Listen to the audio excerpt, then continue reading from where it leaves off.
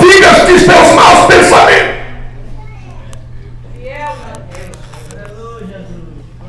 Aí de repente, está lá o profeta Isaías no capítulo 5, pega uma metralhadora giratória e começa a tirar para tudo quanto é lado.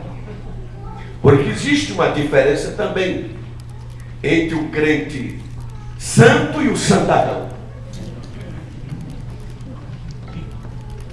O santo é aquele que ele sabe que ele não tem nenhuma santidade por mérito, ele depende das misericórdias de Deus. Agora o santarrão, ele pensa que é por mérito, ele pensa porque ele anda corretinho diante de Deus, ele pode agora se achar superior, mais santo do que todo mundo, e ele começa simplesmente a ver pecado em todo mundo.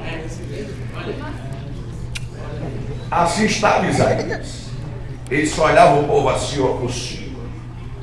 Aí ele começou a pegar a metralhadora e começou a atirar. Ai dos que levantam cedo para beber vinho. Ai dos que ao amargo chamam doce, ao doce chamam amargo. Ai dos que ao mal chamam bem e ao bem mal. Ai dos que são sábios aos seus próprios olhos. Ai dos que ajuntam campo a campo, até não ter mais lugar onde pobreza. Até ai de fulano, ai de Joaquim, ai de Antônio, ai de Maria. De repente, eu acho que Jeová pensou, qualquer hora dessa eu te pego. De repente, quando é Isaías capítulo 6, o profeta contempla uma visão aterradora. Ele contempla o Senhor assentado em um alto e sublime trono. De tão extraordinário era o trono e a majestade do que estava sentado, que o séquito, a aba das suas vestes enchia o templo. E os serafins voavam, prestando reverência àquele que estava sentado no trono. Tinham 6 asas, com 2 cobriam o seu rosto, com 2 cobriam os seus pés, e com 2 voavam, e não ousavam nem olhar para o rosto do Todo-Poderoso, simplesmente dizendo: Santo, Santo, Santo. É o Senhor dos exércitos, toda a terra está cheia da sua glória. Quando o profeta viu aquela cena, o profeta entrou em desespero. O profeta pensou que ia desmaiar. O profeta pensou que ia morrer. Naquela hora, ele parou de dizer: ai de João, ai de Joaquim, ai de Maria. Ele olhou para ele e disse: ai de mim que vou perecendo, porque eu sou homem de lábios impuros, e habito no meio de um povo de impuros lábios, e os meus olhos viram o Senhor dos exércitos. Aleluia! É isso, queridos irmãos, que a santidade de Deus provoca em nós um sentimento de pecado tão grande. É isso que a santidade de Deus provoca em nós, nos faz nos sentir o pior de todos os pecadores. E quando você se sente o pior de todos os pecadores, aí é que você compreende a dimensão do amor e da misericórdia de Deus. Porque neste mesmo pecador, que não consegue ser santo por mérito próprio, ele faz uma promessa em Isaías 57:15, dizendo: assim diz o alto e sublime, eu habito no alto e santo lugar, habito a eternidade, mas habito também com contrito de coração, com o coração quebrantado. Deus é grande, mas cabe dentro do seu coração. Glorificar o Senhor, levante a sua glória. Oh aleluia, oh aleluia. De repente, queridos e amados irmãos, o profeta, no meio daquele desespero, se sentindo o mais desgraçado de todos os pecadores, de repente vai se aproximando um serafim, vai lá no altar de Deus e pegou a brasa acesa. Diga para o seu irmão: no altar de Deus só tem brasa acesa. Diga para ele: no altar de Deus não tem brasa apagada, não. Lá só tem brasa acesa.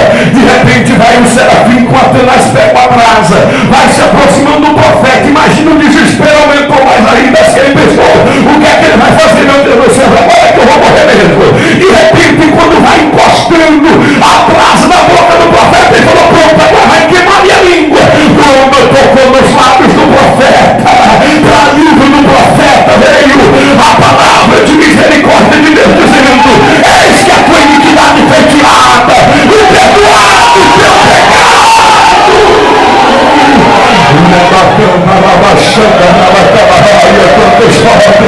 glorificar o nome do Senhor.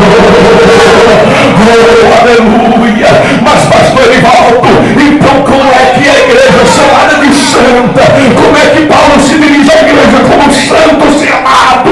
Se o Senhor diz que é difícil homem ser santo, sim, você nunca pode ser santo com base no seu mérito e na sua obra, mas nós somos santificados com base na obra de Cristo, com base na justiça de Cristo. Então, sabe o que é que aconteceu? Isso que deixa o diabo mais intrigado é que mesmo você sendo um tão pecador, carne e osso, comedor de arroz e feijão, Deus simplesmente te justifica e diz para você: você é santo. Eu te declaro santo, eu te declaro santo, eu te declaro santo. Essa é a sua posição diante dele, com mérito no sacrifício de Cristo. Aleluia. Quantos podem glorificar? Levante a sua mão. Aleluia. Só depois que o profeta teve os lábios purificados, ele ouviu a voz: aqui, minha lei, e quem há de por nós? Só depois o profeta tinha condições de dizer: eis-me aqui, envia-me a mim. Não é de qualquer maneira, o profeta já estava até pregando. Pode observar, queridos irmãos, que a visão da chamada de Isaías é diferente de todos os demais profetas, porque todos os demais profetas, queridos irmãos, eles narram a visão da sua chamada no primeiro capítulo, mas Isaías só narra no sexto. O que significa que ele já estava profetizando, pastor, já estava pregando, mas Deus disse: eu vou te pegar, vou te pegar. Quando é no sexto capítulo é que ele narra a visão da sua chamada.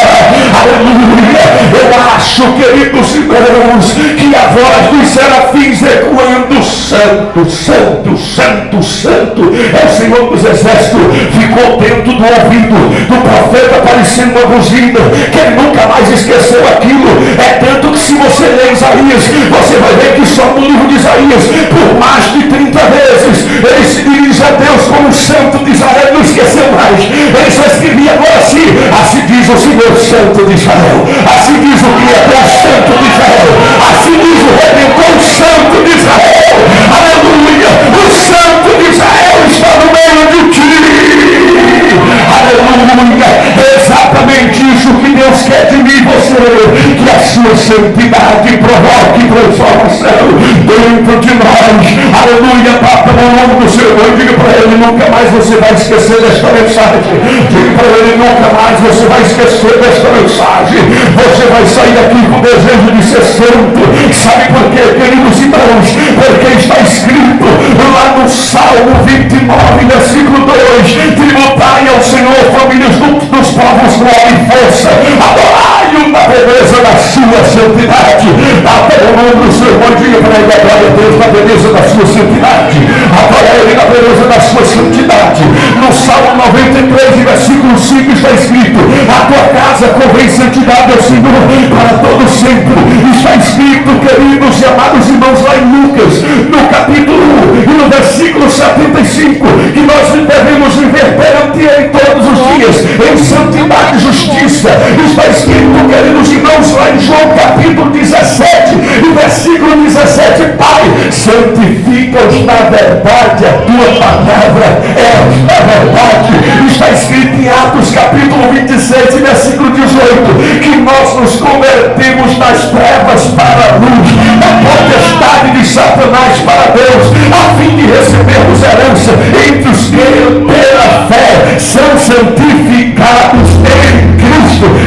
Está escrito em Romanos capítulo 6 e versículo 22 que agora, porém, libertados do pecado, transformados em servos de Deus, tende o vosso fruto para a santificação e por fim a vida eterna.